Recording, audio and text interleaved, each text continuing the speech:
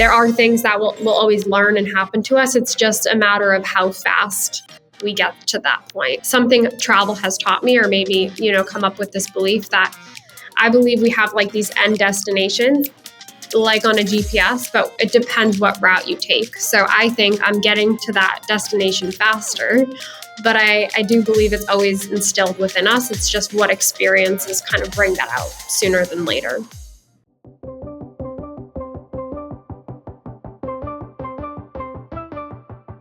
Thank you for tuning in to the Mile 40 podcast. I am Bishoy Tadros, the author of Break Barriers and Audacious, both of which are sold on Amazon. And I invite you to join me as I engage with guests to discuss those bounce back moments that we encounter on our personal journey.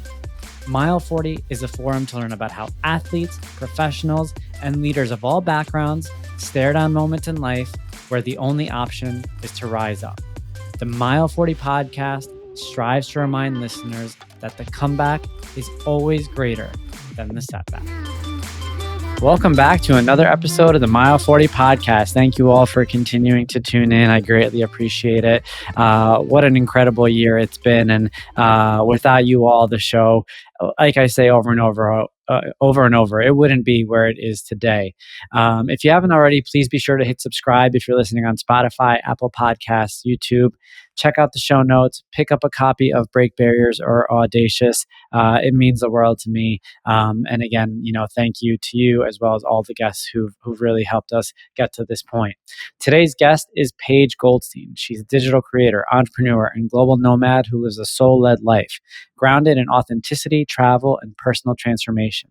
She's the founder and creator of The Ripple Effect, a movement and community aimed at empowering individuals, especially soul-led women, to embrace authenticity, expand consciousness, and create meaningful connections through intentional living and personal branding. Paige, thank you for joining me today. Yeah, so excited to be here. It's such an honor.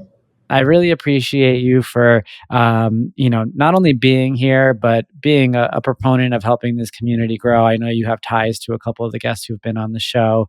I know that a little bit of our community overlaps, and I think that's because of the threading in our messaging, and a lot of that has to do with what you've been intentional about over the years, and not only building the ripple effect, but also making sure that you bring people on for the ride. And that's one thing that I've noticed about the work that you've been doing that makes it incredibly special. I want to make sure that we start off every episode just by giving the audience some background. Where are you from? Where did you grow up? Give us a little bit of, who you were as a youngster, just to kind of set the stage here. Yeah, and I see that too, the common thread with your brand and my brand and what we're both building in the communities, and breaking barriers, I think, is something that really excites me about your podcast and what you stand for. And with the ripple effect, we talk a lot about like change makers and how are we actively like changing the world. And sometimes that means going back to simplicity. So I feel the same. And in terms of my background, I'm originally from Massachusetts in the US. And about 4 years ago now, I booked a one-way ticket to Oahu, Hawaii. I was working fully remote, and it was always my dream to be a digital nomad. So I booked that one-way ticket and basically told myself it's either going to work out or it's not, and I'll go back to Boston, get an apartment, that typical path most people do after graduating from university in Massachusetts. It's like Boston or New York. And I told myself, if I can work from anywhere, why not try it? And that one-way ticket led me to 4 years of digital nomading, and I'm still living that lifestyle. The first 3 years, it was with a group of some of my best friends that I met through travel. We all were working remotely and traveled together. And then at about the 3rd year mark, I met my now boyfriend in South Africa, and now we travel the world together. So a little bit about that. And I started in the e-commerce tech space, and last April left that position and took a few months off and then launched my own company, which is The Ripple Effect. That's amazing. And I was going to ask you, because I saw further down on your profile, you had mentioned working at companies like Bumble and Shopify. And I was going to ask if you had made the decision to ultimately, go on the ripple effect fully on your own. So I'm interested into, what played a part in making that decision, and the timing of that decision. But you mentioned you met your boyfriend in South Africa. Is that correct? Whereabouts in South Africa? Yeah. So I've spent the last 3 US winters and South Africa summers in Cape Town. So that spot is super special to me, and a spot that I've had so much growth in. And so that was the place that I ended up leaving my corporate job. And that was also the place that I met my boyfriend, which the story of how I met my boyfriend, some of you might have heard on LinkedIn, but we technically met on LinkedIn, which Oh, is just really? another layer of why I'm so passionate about LinkedIn. But I met one of his close friends on LinkedIn, and we both were posting about South Africa. And so his friend, my virtual LinkedIn friend at the time, connected both of us. And then we met up in person.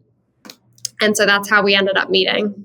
That's awesome. I love that. And the funny thing is, you're the second person now in the last couple of episodes who's had a great introductory story to how they met, their current partner. And so I love when because who doesn't love love? And I love, Right? yeah, and I love when we toss that in. It really, brings a smile on my face when we get stories like that. And I asked because I'm potentially planning a trip to South Africa next year, so I wanted to kind of get your insight there. But I'll definitely have to reach out to you after this to get some information. Yes. Yeah. I love Cape Town, and I could talk about it forever. So definitely anyone who has questions, I'm all open book to share my favorite recommendations depending on what you're interested in. Amazing. I want to also just kind of dig a little further back, because um, the idea of being a digital nomad is an idea that definitely has sparked interest of a lot of people, especially post COVID and during COVID. It's something that was on a lot of people's mind. I'd be lying if I said it wasn't on my mind during periods of navigating COVID. But I think maybe you'd agree, maybe you disagree. There's a certain kind of human that is designed to be able to excel in that kind of environment, because it does involve exiting your natural comfort zone, right? Like, for a lot of people. And what I want to dig into a little bit was really around what life was like for you before all that went down. Like, what were the first, several years of your life like? Did you have siblings? Was your family life normal? And really, what what kind of what kind of instilled in you the mentality that said, you know what, I can take this kind of leap and I'll be okay? Yeah, such a great question. And when I've been asked this, I think there's like two types of nomads. Typically, there's one who's running away from things, or there's a nomad who's running towards something. And I remember getting that question right, like my second month of nomading, and someone asked, like, "What are you running away from?" And at first, you're kind of like taken back, but then you actually ask yourself, like, what is the intention? Am I running away from something? Am I chasing something? Because I think there are some nomads that don't have a great upbringing. They are not happy with where they are, and so they want to fully pivot their life. Mine, that was not the case for me. I had an amazing upbringing. I'm the middle child. I hold a lot of the characteristics of a middle child, doing things different. Both my siblings are engineers. I didn't travel a ton growing up, but I think because of that, I wanted to know what was out there. I was I was really comfortable with where I was from, and I knew that there was more. I studied abroad my junior year of college, so that also sparked something within me. I went to Australia, and that mindset at that point was like, if I'm going to study abroad, I might as well, go all out, go the furthest away I can. And Australia always called to me. And once I did that, the minute I got on the plane, I knew, like, okay, the thought of it is way scarier than actually going and doing it.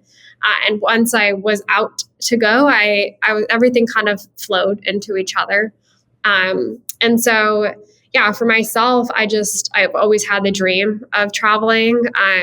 And with that, it's never felt comfortable. Like I always tell everyone, if you're waiting to nomad until you feel ready, you're never going to go. So if you have the thought in your mind, people who choose to live this lifestyle, it's not like they're going because they have no fears. It's like you feel the fear and you do it anyways. And what's on the other side of that is a ton of growth and discomfort and, pushing through missing people, pushing through all of the hardships that come up with nomading. Tell me a little bit about how your mind works around perhaps not knowing where the story ends. And just to be clear, most people don't know where the story ends, but most people have a vision for where life is going to take them. Like, perhaps a return to home at some point, perhaps settling down with a partner and, raising a family in a certain kind of situation, not necessarily a specific place, but like having a vision for what that might be. Talk to me a little bit about, what runs through your mind that gives you comfort in knowing that perhaps things don't need to be that mapped out. Yes, such a good question. And I think that brings up a lot of fear for people too. It's like, well, what is this plan and this plan? And I've never been able to answer like a 10-year plan. My mind just doesn't work like that. I work very short term and I work very much in the present moment. And I think travel has really overlapped with my like spiritual path and surrendering to what is and what is now. I actually was just journaling. I'll probably have it as a LinkedIn post in the future, but journaling about how travel has deepened me on the spiritual path in a sense that you are where you are in the current moment and everything is temporary. It's like the best example in my life for impermanence and just honoring where you're at. Like you might spend one whole month with your best friend and then it's over, right? And then you're on to the next location, you're in the next place. And so it's taught me a ton of what matters to me and like this simplicity, but also this impermanence that I believe our life, it's a temporary experience. So really honing in on the present moment. And it's taught me so much about quality over quantity, right? Like when I'm back with my family, it's this quality time versus just quantity time of like, I'm always near them, but it's like, no, how can I show up with presence because I'm only here for 1 month with these Yeah. people with this time? I'm sure the last several years have impacted you greatly, and I have to make a presumption that you're not the same person you were 10 years ago. But I do want to ask, when you think about the notion of surrendering, was that something that you were open to 10 years ago, or was that something that you learned now that you've kind of taken this direction? I think I've always had like, the seed, but I think that travel has like made it flourish so much faster. Like my philosophy on life is there are things that we'll always learn and happen to us. It's just a matter of how fast we get to that point. So I view it a lot, which has honestly been a something travel has taught me, or maybe, come up with this belief that I believe we have like these end destinations like on a GPS, but it depends what route you take. So I think I'm getting to that destination faster, but I do believe it's always instilled within us. It's just what experiences kind of bring that out sooner than later. This is just kind of like a top of the whim question, but how at peace are you, with the fact that you are traveling constantly and you're kind of removed from a lot of the noise that happens on a day-to-day basis here, in the States. And, this is not meant to be negative in any way. And I'm not even referring to anything in particular, but sometimes I wonder what it would be like to go through my day to day and maybe not, pick up my phone and read whatever headline is going on, or like just not have it not be not no part of my life at all. Talk to me a little bit about that. Yeah, it's funny because there's this trend I keep seeing on TikTok, at least on my algorithm, that's like um, someone like in the middle of the forest or swimming in a river, and it's like on purpose, like I'm on purpose, like do not disturb, like on, if someone's trying to reach you and it's like, no, I've chosen this life on purpose. And there is such a piece to it. I think it's a balance, because if you go too far the other way of, going more inward, isolating yourself, it can decrease your connections and your community, which I believe community has such a big impact on our health and wellness and longevity. But that being said, I feel I have way more control over what I consume and what I let bother me into my bubble, into my environment. And you can literally curate your environment. That being said, I think you can also do that without travel. I truly Great. believe you can put your phone on airplane mode. It could be a little bit more difficult, but I think being intentional about what we consume, who we let in our environment, boundaries, can impact, what our peace is. I agree big time. And I think that, you know, that's something for the audience to kind of reflect on for a second. The truth is that you don't have to travel, but by traveling, it's kind of the default, and kind of giving you the ability to not think about it as frequently and on a daily basis, and that's really cool to hear. Um, what specifically were you doing in the tech space? Like, what was your Yeah. role? Yeah. So I was working for a Shopify app in the e-commerce space, and I was on the business development team. So I started. It was a startup, but I was with them through a huge growth period, and I was first working with like small, purpose-driven e-commerce brands, and that by the time I left, I was working with enterprise Shopify brands. So it was super exciting. And what I took away the most was founder stories. It's what I got like fascinated by, of someone starting in their parents' garage to being like a multi-billion dollar, enterprise brand. Yeah. No, I love that. And what did you do at Bumble? So Bumble, I was working there when I was in college, and I was doing partnerships for college marketing. And their college marketing is genius. If anyone hasn't looked into Bumble's marketing, it's like some of the best. Tell And us. Tell us. yeah, Yeah. and the youngest female CEO to go public, and she's amazing. Like, I had conversations with her, and I was on the team when she went public, and she was holding her child, like signing the papers. It was so awesome just to have that I sort love of that. I love female leader. I love that so much. And when you think about pulling the trigger and finally leaving that world to start your own business, was that always in the back of your mind when you left initially? So it's funny because in hindsight, you have way more clarity after everything's over. I think a lot on like the universe leaving breadcrumbs in a way since I started, since I was 14 when I started working. Like, everything is interconnected. Like, almost every company I worked for was a female founded company doing things completely different. So I've always put myself in rooms with that type of leadership. And I also remember in college, friends would go out drinking, or they had downtime, they were watching TV. I was like joining any free mastermind that I could get. So it's all interconnected. And when I left, I had a lot of ideas of what I wanted to do. I just knew that I needed time off to just have space and time and like reignite my own creative spark. Because whether we know it or not, when we're working for someone, our energy is just being pulled directly to that company. Yeah.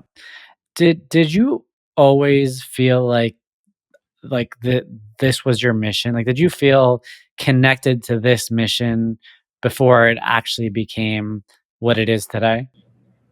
Definitely. I think there were a lot of spiritual modalities that I've discovered that helped me bring it to the surface, make me feel more confident and more clear on my mission. But yeah, I feel very certain it's empowering people to be more themselves. It's like, how can you create the space to empower them to be their true selves in all platforms, and especially LinkedIn. That's why it's the medium that I'm most drawn to. It's like, if you can be yourself on a corporate, masculine, rigid platform as a spiritual, entrepreneurial female, I think you can do anything.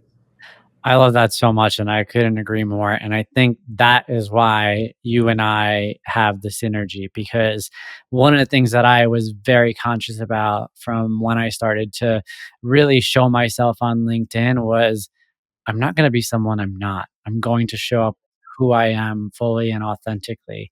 And, if people don't like it, they don't have to follow along.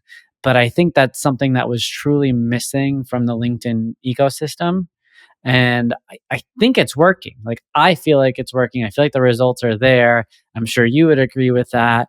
And I think that even if a lot of people don't want to admit that it's working, they can't help but, acknowledge the fact that authenticity wins 100% of the time. Like, it's undefeated. It doesn't lose.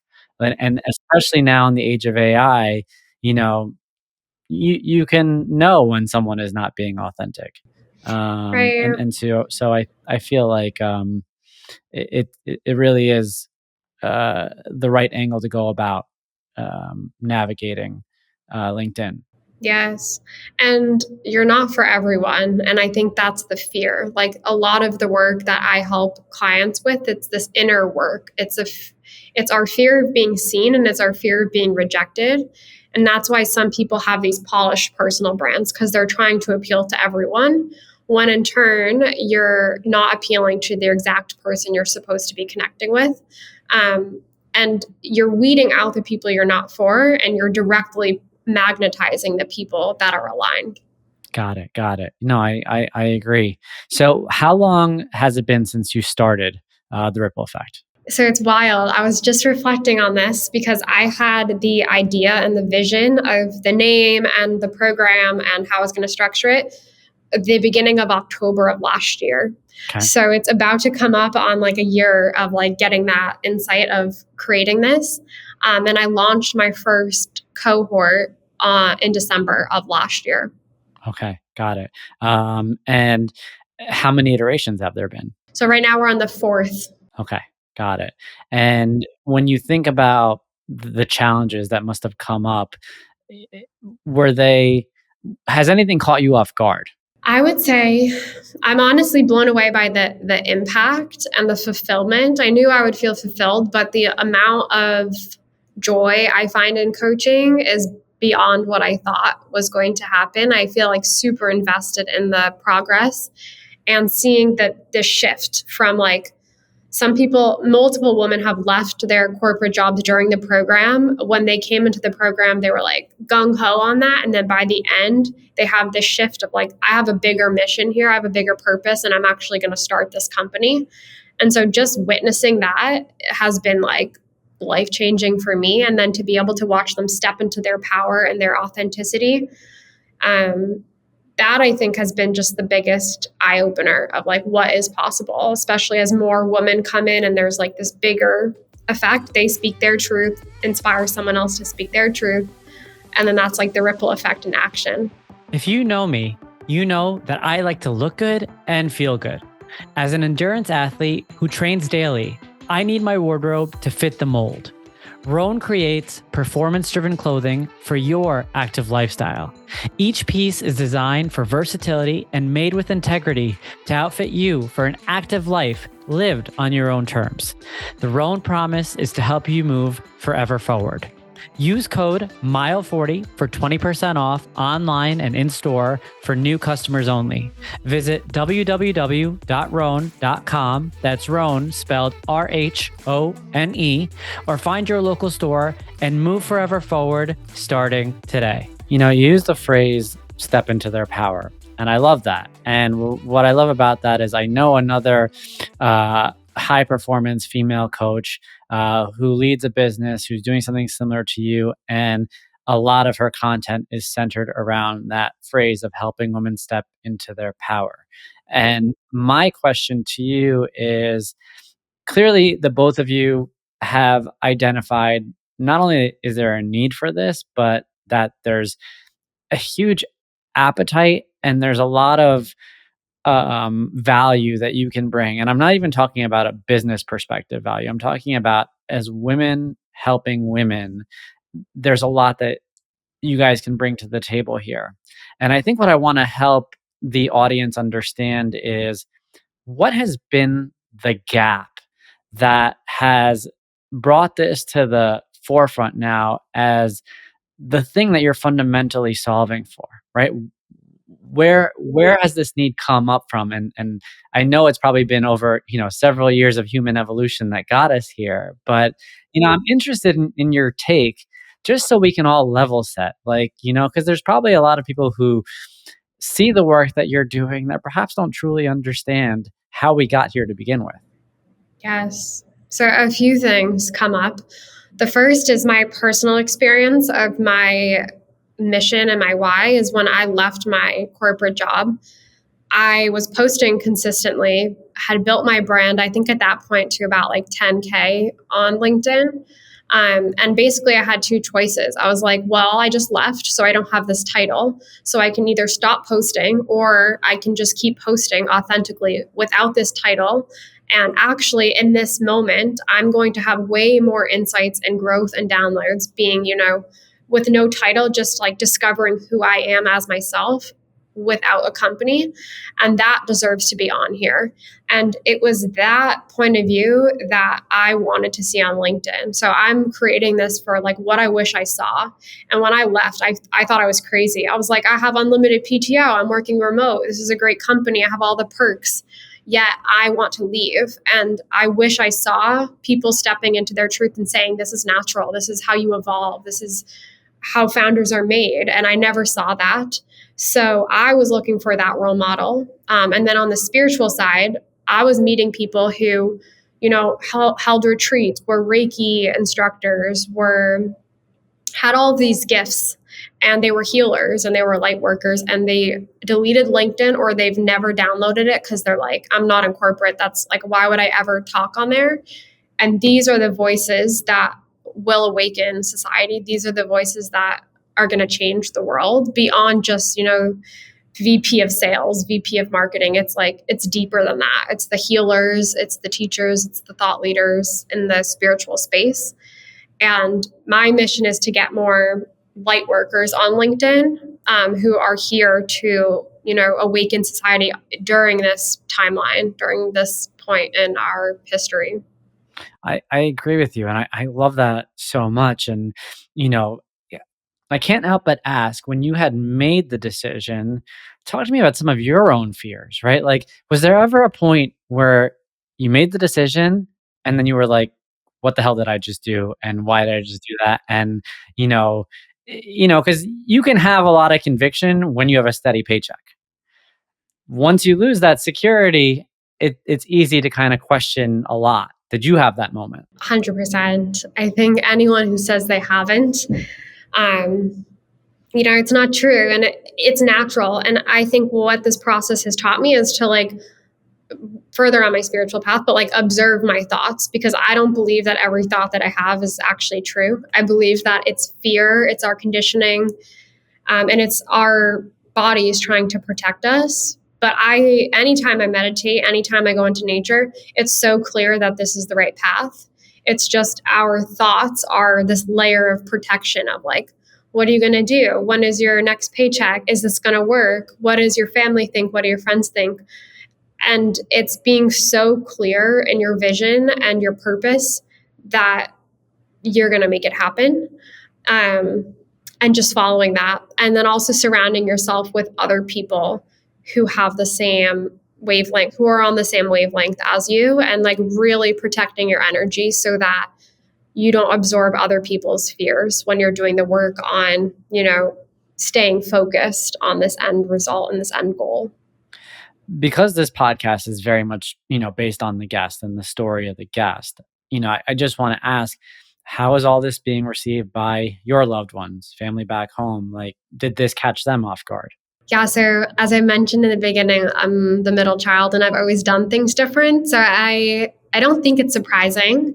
They're very supportive. It's just a new path. So I always say that like most people in my life are on this like highway. It's like there's lights, there's clear direction. Every car is going the same way. It's like it's a glamorous process. Stuff comes up, but it's clear. And then for a long time, I've taken like this side dirt path and I'm like so deep down there. So I would say the only thing that, I'm sure they're working through is like, how do you best support someone who goes down a whole different path? And, they kind of, you can guide them, but I'm kind of on my own. I'm on my own journey. And from that, I've hired so many of my own coaches and mentors, and I really invest in myself and who I'm learning from, and people that really inspire me and are living and building businesses that are different. Well, to that point, hiring coaches and mentors, what are some of the key things that perhaps they imparted on you or Hmm. what was some of the work that you needed to do, in order to get one of the things that strikes me about you is you come off as extremely centered. And that's awesome. I mean, it's quite peaceful. And, in speaking to you and in hearing your voice and even the tone of your voice and your cadence, you come off as very thoughtful, intentional, and I'm going to reuse the word centered because that word kind of really stands out to me. And I'm not suggesting that you weren't like this before, but I do want to know, given the fact that you did bring on, people to kind of help influence you, what were some of the takeaways that perhaps you didn't consider? Definitely.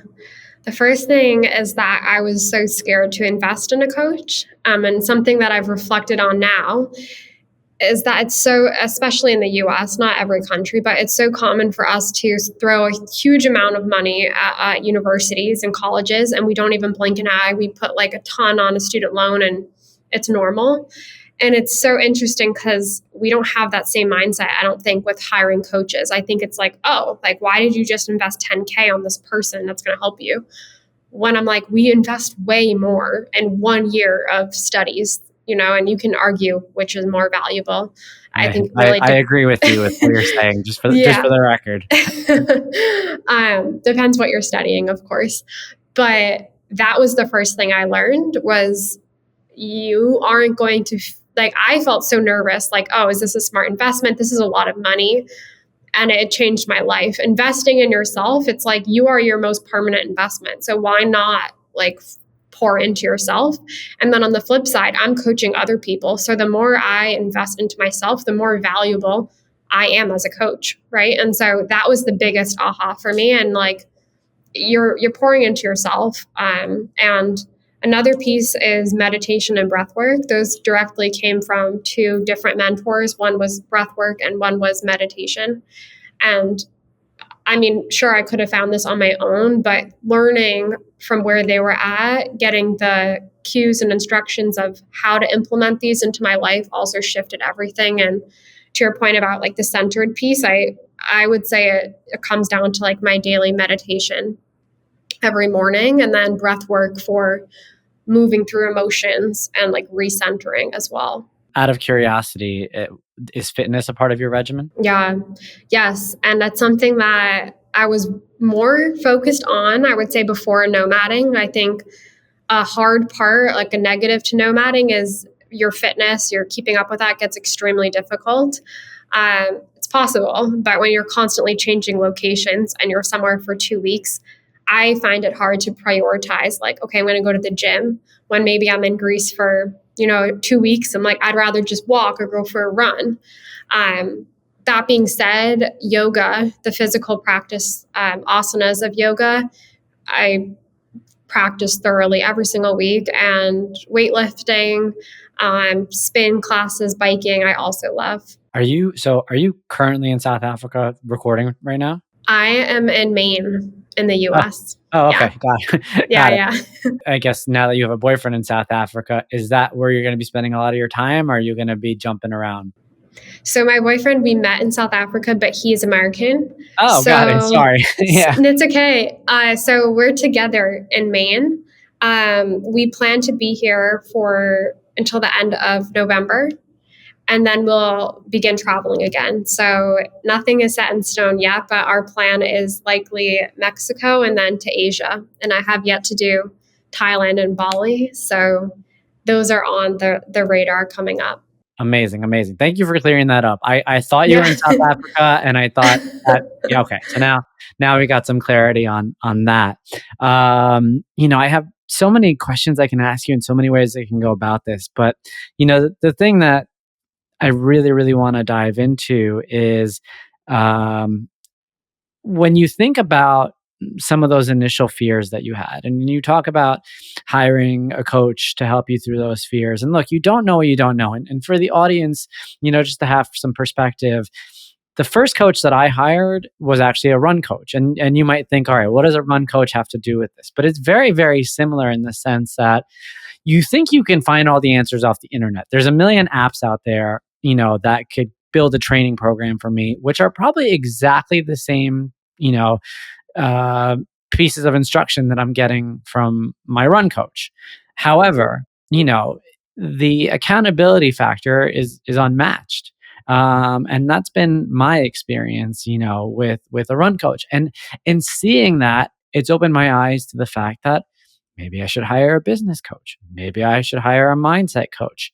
And I pay my run coach monthly, and I don't even think about it. Like, it's not even like it makes perfect sense to me that I pay my run coach, even if there's a month where, quite frankly, I'm not really sure what my next goal is going to be. It's because paying for that accountability goes unmatched.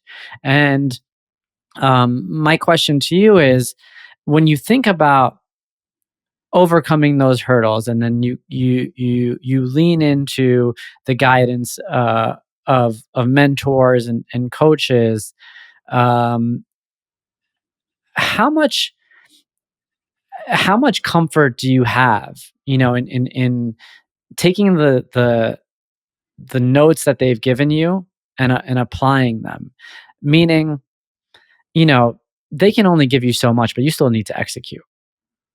So how much confidence did you have in your own ability to execute? Definitely. Yeah. And I think the best coaches, I think there's a misconception of coaches out in the industry. It's not that their role is to fully teach you everything, do it for you. It's not like once you're in that program, in that container, you're like saved and it's done. A good coach, in my opinion, is this mirror and this safer space, but also challenges you. And it's a spot to guide you back to yourself. So some of my best coaches and guides, they literally are repeating back to me what I'm saying. And it's just as powerful. And you feel heard, you feel seen. And then of course they share their experience to help guide you. And they're the expert in whatever you hired them for. So you're going through the phases and the steps faster with a bit more clarity, but you still have to do it. And also, I believe a good coach instills confidence within you, and they see things in you that you don't necessarily see in yourself yet, but they help to pull that out of you. That's a really good call out. And I think one of the differentiators, and I'd love to hear your point of view on this, is not only do they see that potential in you, but they know how to meet you where you are in executing on that potential. And I think that's one of the most important things, is because there's a lot of people out there, and including myself, who at points have imposter syndrome, who perhaps think they have the potential to do things, who have musings about doing things. And someone like me, likes a nod of tough love, and likes to kind of be pushed, to go into uncomfortable situations. But there are other people who, perhaps need a little bit more validation, and need to kind of be taken toward their potential in a different way. And, given what you're building, and given the fact that you're working with different people in these cohorts, what have you noticed about, the ability to meet people where they are, and how are you able to execute on that with multiple people at once? Great question. And it's so important to meet people where they're at so that they feel supported and seen, and also so that they don't feel like they're ahead and or behind. So a few things. One is in the first session with every single person, I have a form that they fill out, and I ask them, like, how do you like to be coached? what does success look like to you, and just that openness and like how can I best hold you accountable right off the bat, so that is a piece of advice I recommend. Like every person has different needs. And then also some people are brand new to hiring a coach, and some people, this is like their 10th coach. So they know exactly the style. And so I always just ask up front. And two, the cohorts that I have, everyone is at a different level. We have some people who are brand new to LinkedIn. We have some people who have been on LinkedIn for 5 years. We have some people who are 60 years old. We have some women who are 20. So I also believe that the container, you are learning from each other. And especially within the conscious soil led space, like you're all impacting each other's journeys, especially when one person presents and they're on a different level of consciousness than someone else. You help awaken them and you help bring them along their path as well. So I believe there's a ton of power in cohorts, coaching style. And then we also have an online community, so they can go deeper with other people in the group as well.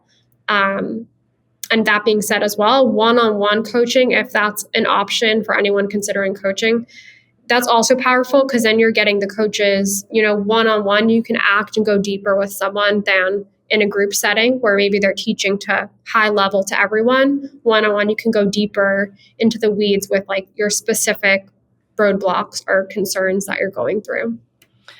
I love that, and I love that they use the phrase "awakening the conscience," and I think that, if we just take a second and think about what that means, and think about the type of emotion you could spur, deep down inside someone if you're able to, take the key and literally awaken their conscience, and I think that, you know, that's at the heart of what you're doing and at the heart of, your mission.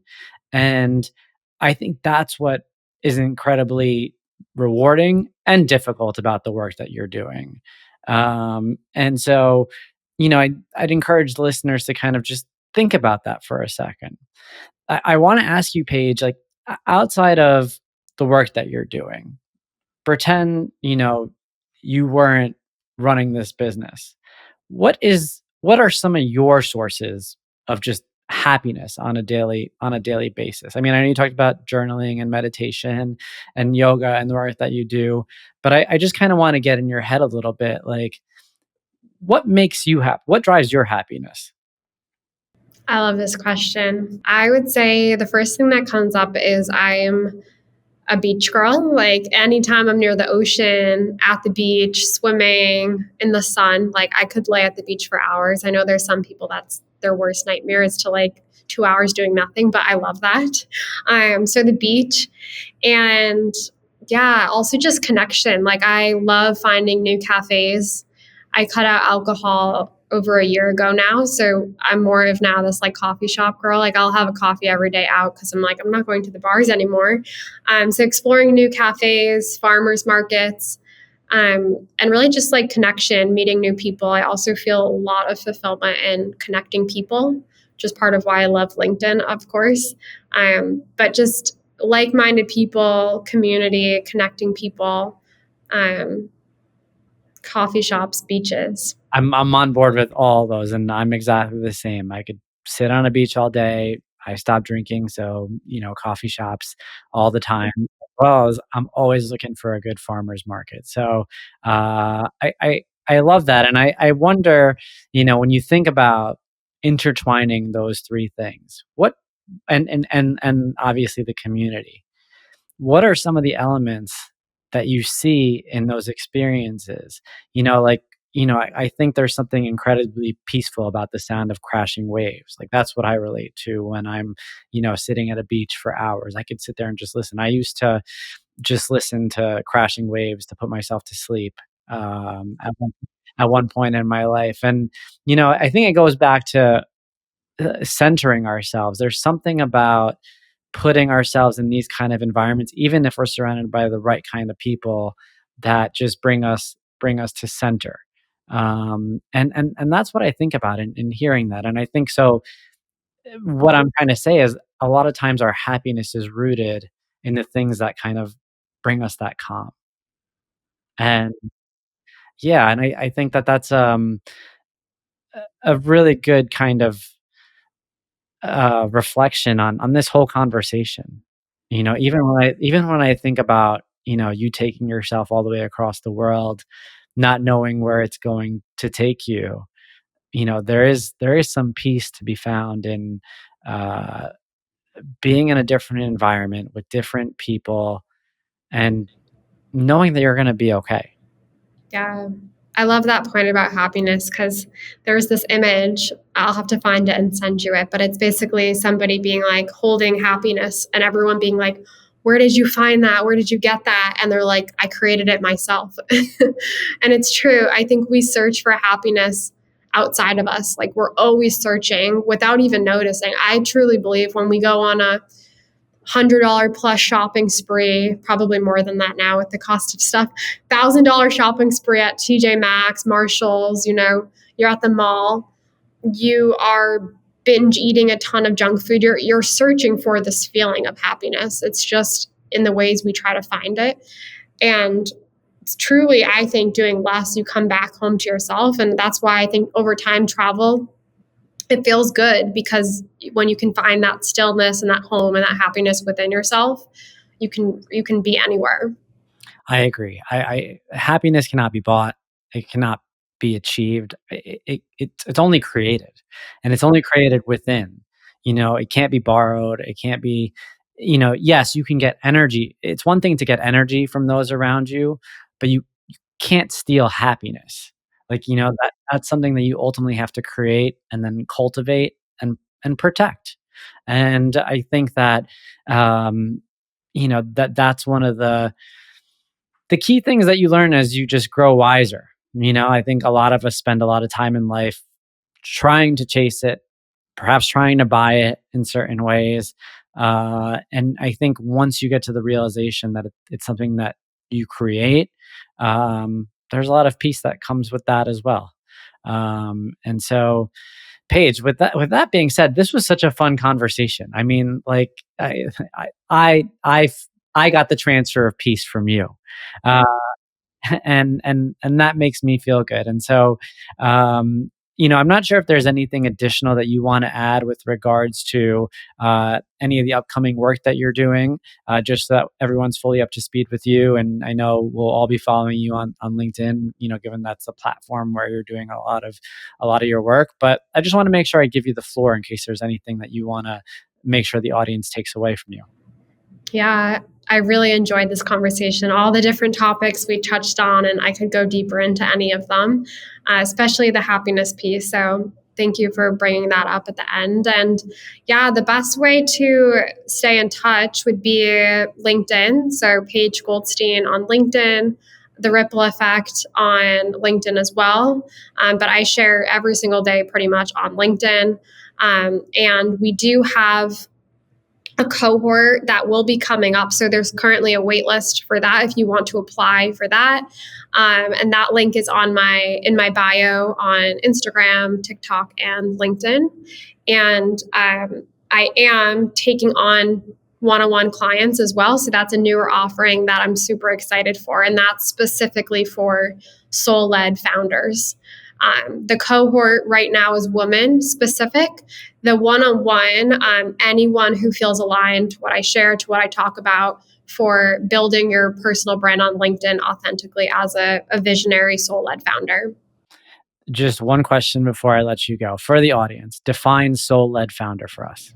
Yes, great question. So how I define it is someone who cares more about sharing who they are, not just what they do, and feeling comfortable bringing out their authentic true self beyond just this polished, facade on only your highs and achievements. The excited to announce posts, like way deeper beyond that, where we help you really tell your story about who are you as a person. Awesome. Paige, thank you so much for the time, for making the space, for really showing up fully authentically and for leaving us with a lot to reflect on. I'm incredibly grateful for you coming on Mile 40 today. Yeah, thank you for having me, and thank you everyone for listening. I hope if you got this far, we connect. I would love to meet you. You got it.